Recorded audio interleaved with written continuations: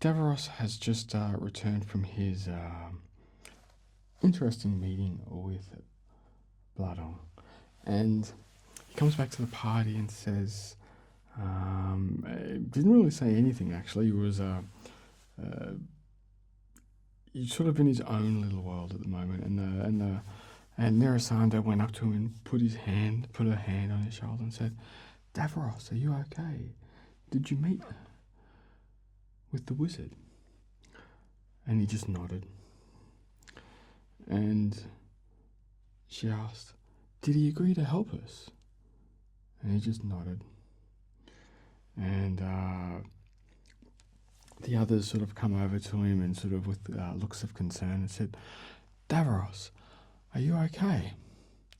And he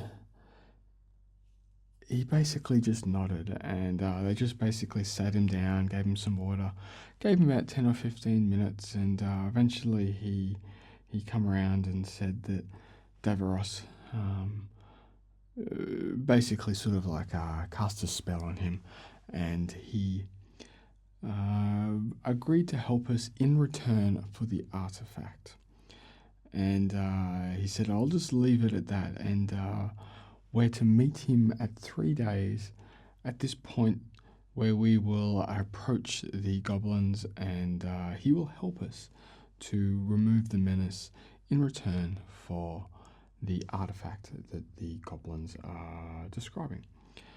And everyone seemed quite happy about that situation because facing 100 goblins alone was not something that they were looking forward to, and by having someone that is more capable and confident, they basically felt more confident. So they continued down the pathway, the well-beaten pathway that had seen many, many goblins, carts, and creatures stroll down it. And they basically didn't have to hurry because they knew they had to wait a few days. And so what they did is they went a little bit closer and they wanted just to scout the area. So they asked Nerasanda, the halfling, to see if she could quietly go in to see if she can scout the area to confirm, map it out, and things like that. And so Nerasanda agrees reluctantly after her last episode of making lots of noise and almost being seen. This time if she makes noise, she is most certainly going to be seen. And so we'll roll a few little checks. And here becomes the important one. Alright. And so what she does is she scouts the area, and basically the trail goes into here, and we'll go in here, and it comes into an opening, and this will be the entrance for the catacombs, and we've got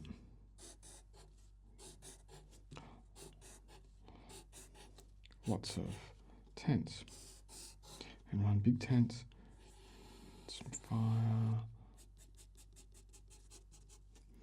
and some, I guess, carts and things like that. And so this is just a very, very quick lay of the land that we're going to do. So we have the trail coming in, we have the entrance to the, light entrance to the catacombs, one big tent, lots of little tents, and a fire. So this is basically going to be the layout of the dig that the goblins are doing to dig out the catacombs. And so goblins are nasty little creatures that I guess are motivated by all sorts of things, but I'm guessing treasure is the motivation, and the leader that's motivating them would be probably the one with the motivation to get the treasure. And so they wait patiently for the wizard, and after a few days,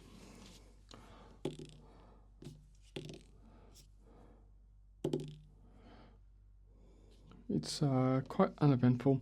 They hear some noises in the forest of animals and things like that, and they're quite cautious, but they aren't found. We'll have a group of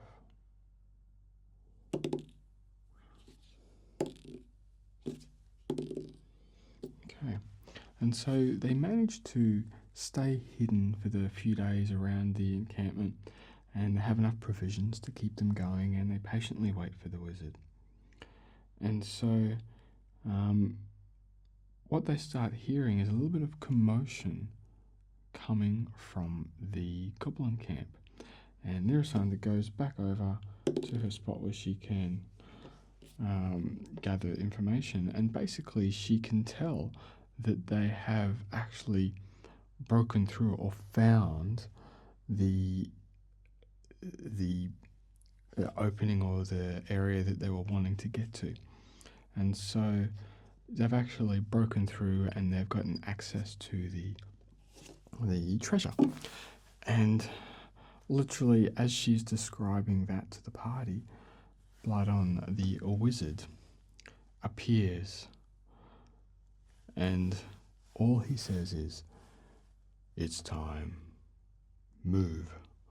And so, as he moves, basically the party is going to move down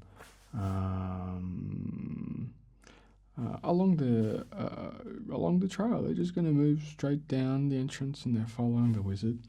And what's happening is, so we've got big guy, now we've got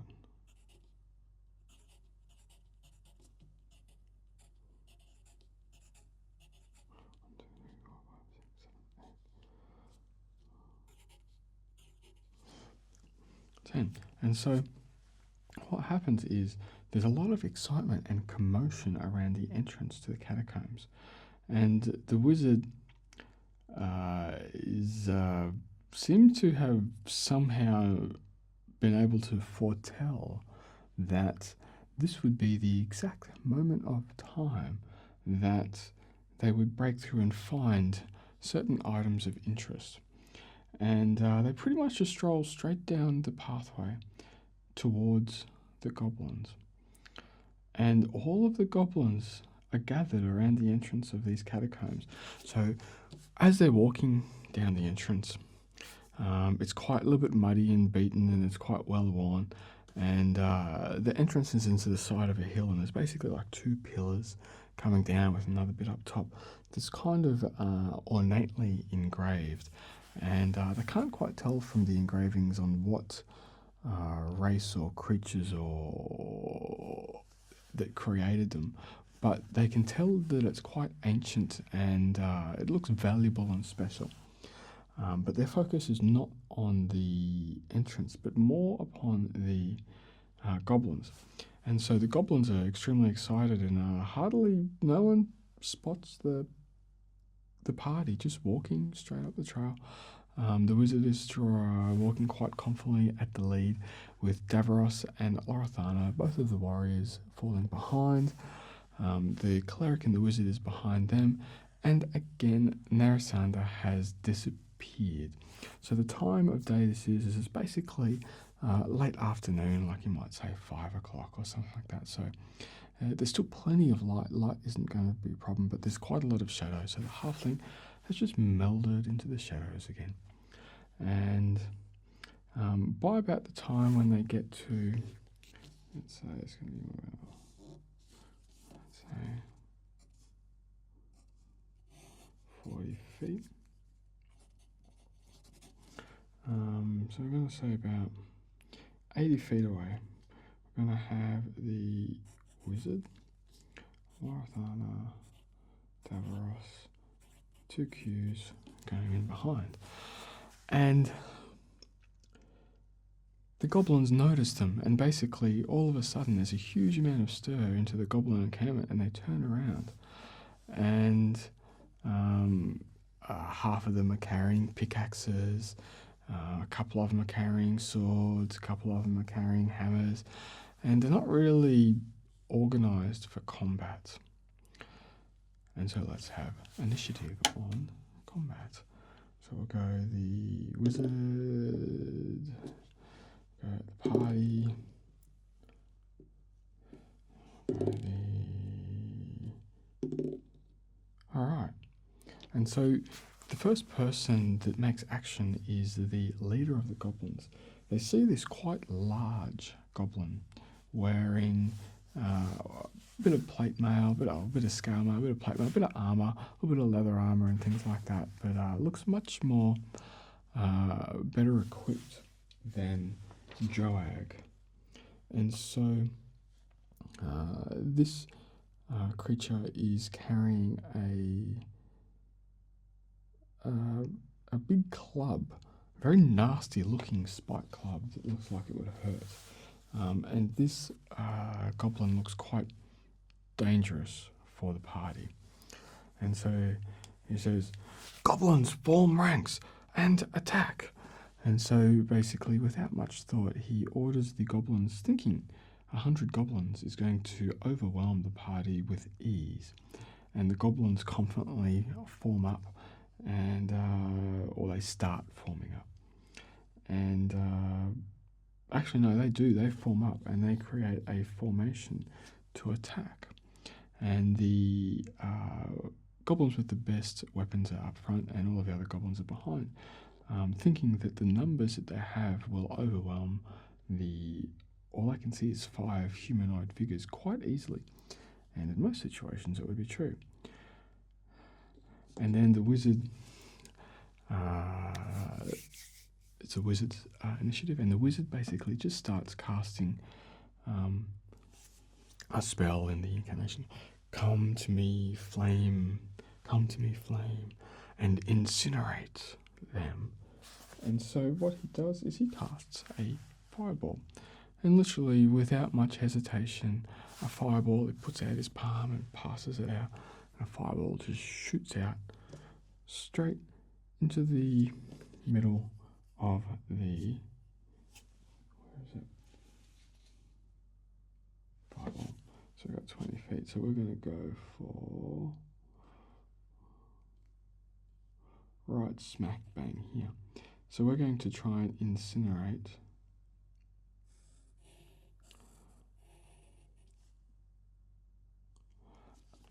about 50 goblins. He's going to try and incinerate in one move. And so he casts his fireball right in the middle, just to the side of the entrance of the catacombs, where there's about 50 goblins, and that's about a 40-foot diameter that he casts his spell. And basically the fireball is going to hit because there's nothing to stop it from hitting. And to be honest, it doesn't matter whether the goblins make a saving throw or don't make a saving throw. The amount of damage that this fireball is going to do, it just blasts goblins everywhere. It's like raining goblin giblets.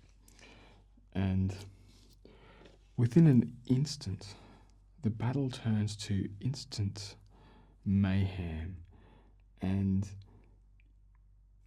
the remaining goblins. Well, I have to do some fear checks. So we'll go on, gone. Alright. So about 20 goblins flee. Hang on, we've got some more.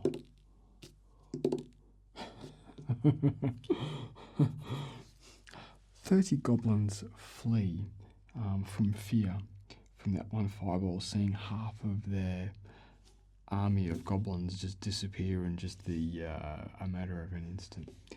And so there's 20 remaining goblins, and the goblin leader, all unharmed at this point in time. Davros, trying to redeem himself and to show leadership for the party, to try and regain some of the embarrassment of his previous encounters. He throws his javelin with extreme confidence. He says, "Goblin, feel my javelin in your heart and die." And he throws his javelin, and he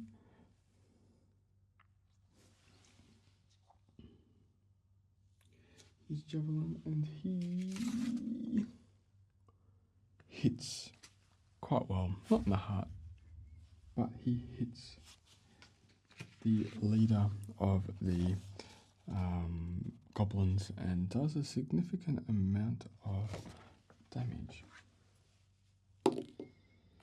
Or 4 points of damage. It may not be significant, but it is a damage. And Kixel, the goblin, just pulls out the javelin and just tosses it in size and says, "Come and fight me," in goblinish. And so the remaining goblins are still quite defiant and going to attack, and they actually start moving forward. So the goblins are moving forward. You got one group of 10 goblins that engage, and you got another group of 10 goblins coming to attack. And Larathana basically readies herself for the attack. The priest again calls upon his god and say, "Bless thy party. Surely we will prevail with such great friends in a time of need. Let us rid this land of the pestilence of the goblins." And so he casts Bless, and a glowing white light falls over the party, but seems to go around the wizard and doesn't seem to bless the wizard for some reason. Quayo sort of takes a step back and casts some magic missiles at the leader of the goblins.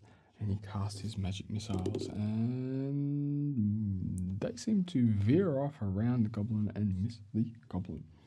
And now we have 10 goblins now surrounding the party, but they all seem to sort of veer around the wizard and attack the others. And so we're going to have 5 goblins attack Davros. Miss. Hang on. One falls over, miss, miss, and miss. So all 5 goblins miss Davros. And the other 5 attack Larathana.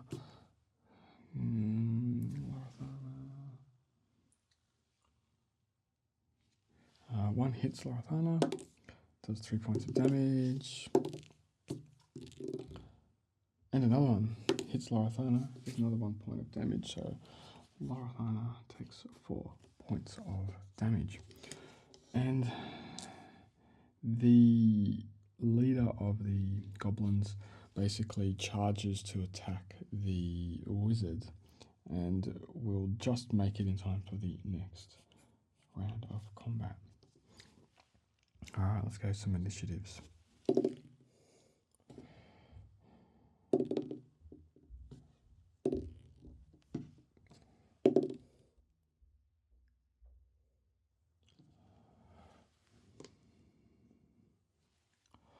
Alright, so the wizard basically just outstrides his hand to a group of 10 goblins. He doesn't really concern himself with the leader of the goblins. And a cone of cold shoots out from his palm towards the 10 goblins that were attacking Larathana. And he just laughs and just basically a cone of cold just comes out of his palm and just completely freezes most of the goblins. A couple of them basically at the front sort of missed it, but most of the goblins go down, so there's only 2 goblins left in that pack. No point casting damage because a cone of cold does so much damage that it's just going to freeze goblins in their spot.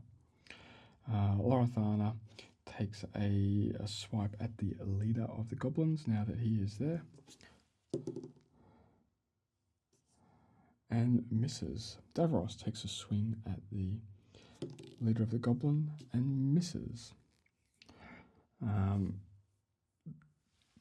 Quithana Ruby Mace, seeking concern, tries the same trick that he pulled on the last one and tries to command this goblin leader to just sit down and put his weapon down, seeing if he can pull the same trick out of a hat.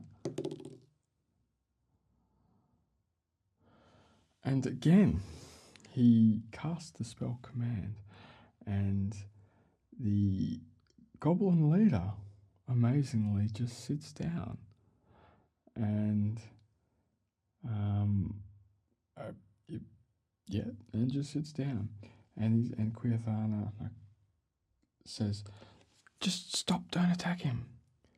And the wizard sort of laughs at this point in time, and Quayo then tries to shoot a magic missile at one of the goblins that were attacking Davros, and rolls to hits and does 3 points of damage to a goblin.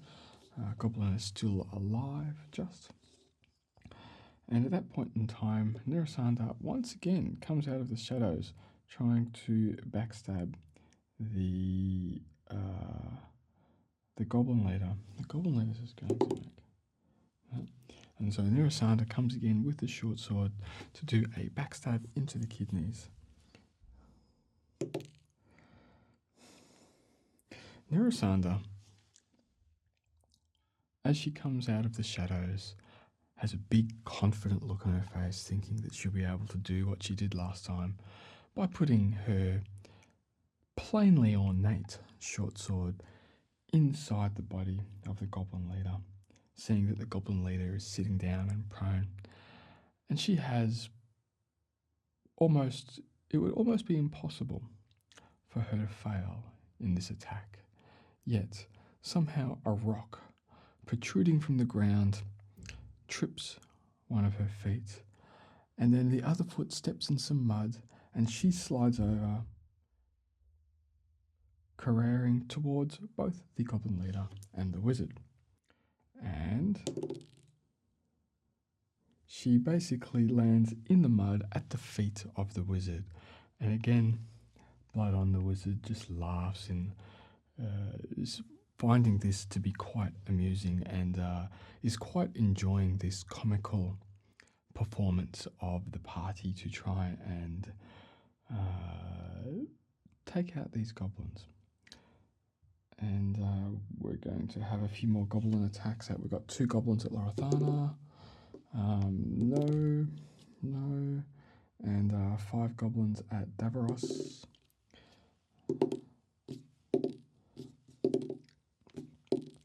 And they all miss. The leader goblin, basically seeking disgust, moves around the wizard, sensing the power in the wizard, and basically attempts to attack Davros, since he was the one that put the javelin in his chest. And Keeksel, the goblin leader, raises his club and with a mighty swing attempts to club Davros from his feet, but misses. Davros just swiftly sidesteps, and the club just sails past without getting close enough to hit him. And there goes another round of combat, and practically all of the goblins are pretty much down, but the leader goblin is still there. And the wizard is not really being concerned too much. He is leaving the goblin leader to the party, which will be interesting.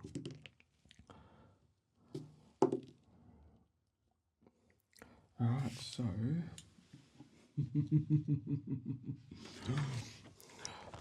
the blood on the quite powerful wizard laughs as he brings about an ice storm upon the 10 remaining goblins that were attacking Davros. And Bloodon says, "By the power of the magic in the land and the sky, cast upon ice down upon these creatures." And that is his way of casting a spell. And all of this ice starts going, and like think of like hail the size of baseballs in like slithers of like razor blades, just slicing through the goblins. And one of them attempts to jump out of the hail, but basically just gets cut to pieces and is writhing in pain on the ground as he dies. So basically all of the goblins are dead except for 2 very, very quickly. And now the wizard just conveniently moves to the back and says, I have cleared the goblins. Now the rest is up to you, if you survive. And so the wizard basically just goes to the back of the party. Nerasanda on the ground.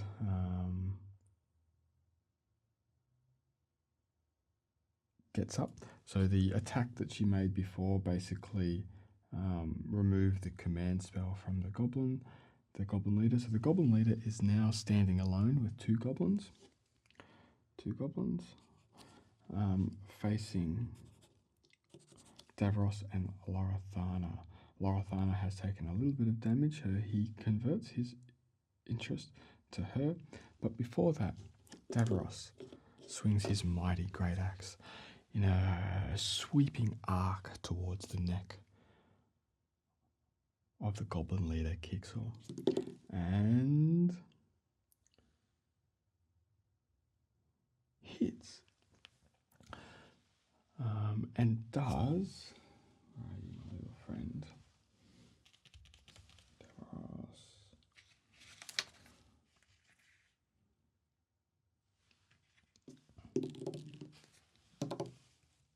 Does 13 points of damage, which is quite nice.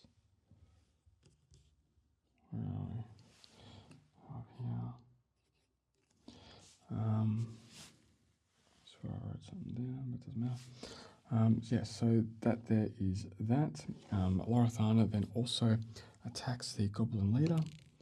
And Larathana, how are you? Has a bless, +4, and hits. And hits the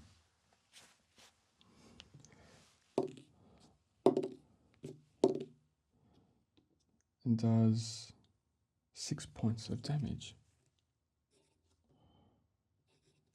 And so the goblin leader now is looking slightly damaged and has a little concern on his face. And now Nerasanda picks herself up off the ground and tries to backstab the goblin leader. So the goblin is going to make a save and fails his save, and he's going to get some bonuses to hit. And she fails again to hit. Kuyathana, the dwarven cleric, raises his newly crowned +1 hammer and tries to strike the goblin leader down with an overhead strike to the head. And is going to...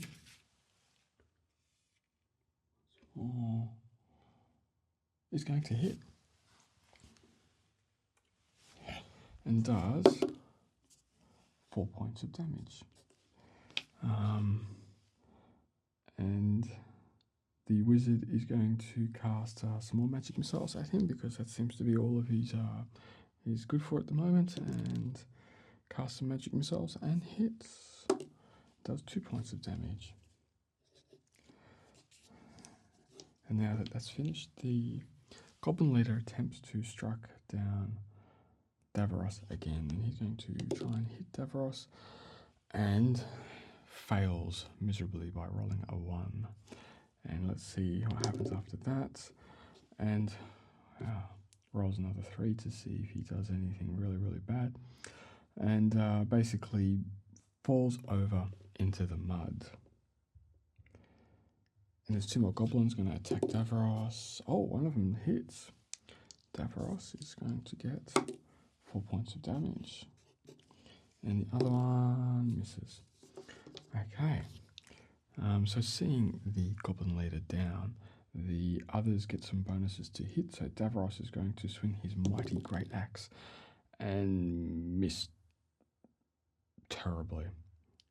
And almost chops Quayo from behind. Or almost cuts him, but doesn't. Larathana misses the goblin leader. Nirasanda's going to again try the backstab, make a save, and that will hit. So basically we're going to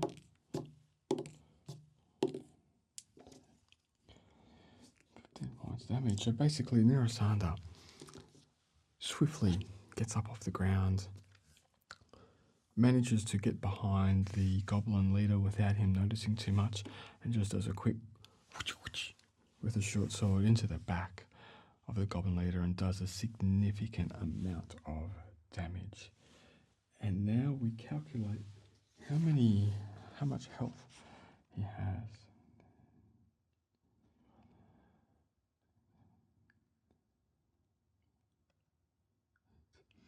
And that, my friends, is that. Nirasanda swiftly piercing the back of the goblin leader, and the goblin leader just collapses to the ground with many, many wounds coming out of his body. And then the wizard leader basically just collapses. The last two goblins, they just run away. That's it. They're all gone.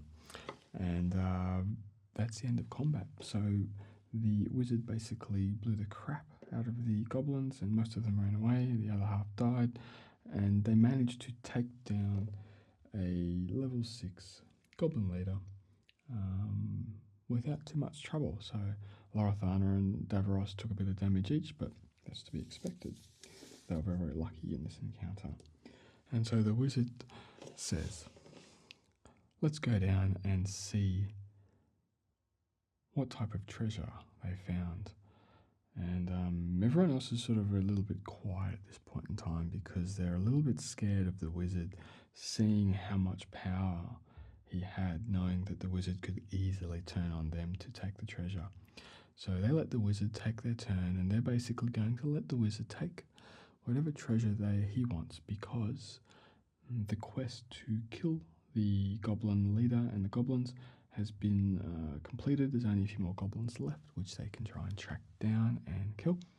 And they go into the catacombs, and basically you see a few dead goblin bodies at the entrance to this ornate door, and they looked a little bit singed, where they must have set off a trap into the secret area. And basically the door is wide open, and there is lots of dust, and there's a big table, and there's a few skeletons around the table, and there's some armor and bits and pieces, pretty plain sort of armor lying around the place, set up in a way that looks like, there's a military or in like a small guard to someone special.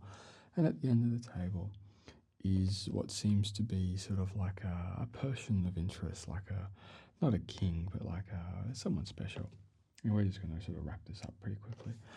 And within the hand of this creature, or this person, humanoid figure, skeletal humanoid, is a wand.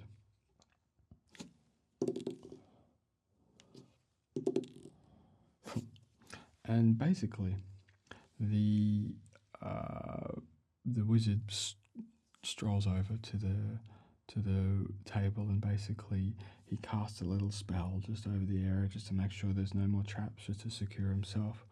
And he takes a wand from the hand of the person of interest, and he basically says, "Thank you for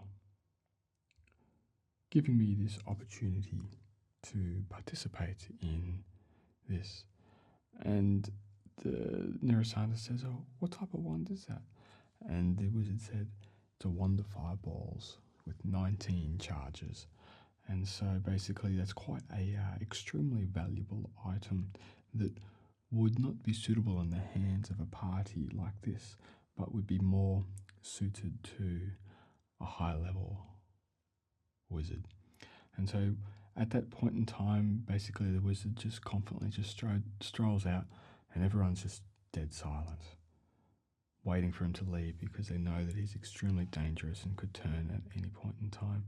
And they wait a few minutes, and Narasana goes to the door and has a look out and says he's gone. And Lorithana says she will go to the entrance of the catacombs to keep an eye out for any more goblins if they return. And basically there and then the rest of the party looks for items of interest. Neuroscience goes around and checks for any more traps. And she finds a chest in the back that has a trap on it. And she is able to pick it with ease. And she disarms a trap. Somehow, amazingly, she found it, which just happened to be a fluke. And inside the chest is a great axe of quite good value. And so Davros picks up a great axe.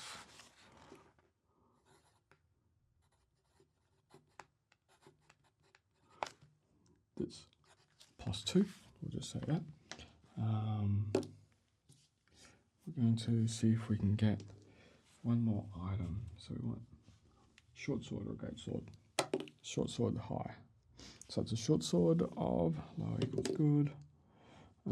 Basically a ornately carved short sword that is not magical in nature but has a very keen edge that Neuroscience quite like. So it's a very it's like a master crafted short sword.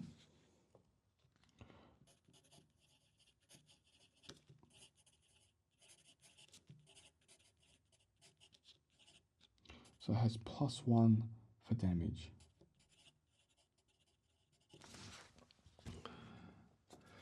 And there's a couple of potions of healing in there, so we'll give those to the cleric because they're going to help. 3 times cure light. So there's a few potions of healing in there, and there's quite a large pouch of gold. It has 13 gold in it. And so we'll put that under Davros, since he is the party leader. He can distribute it how he likes. And that's pretty much going to be about it. So the party heads back to the leader of the king. And from memory, we'll just keep this short, that they promised him his weight in gold. And so they get a ton more gold. So they're rich. They're going to go party. And on that cue, I'm going to sign off and say thanks for watching if you made it this far. And sorry about the recording levels being low. There's an aircon unit in the area that's making a bit of noise, so I just had to turn the recording levels down. So I will see you again soon. Let me know if you want some more adventures, and I'll try and draw up something with a little bit more detail. Thank you.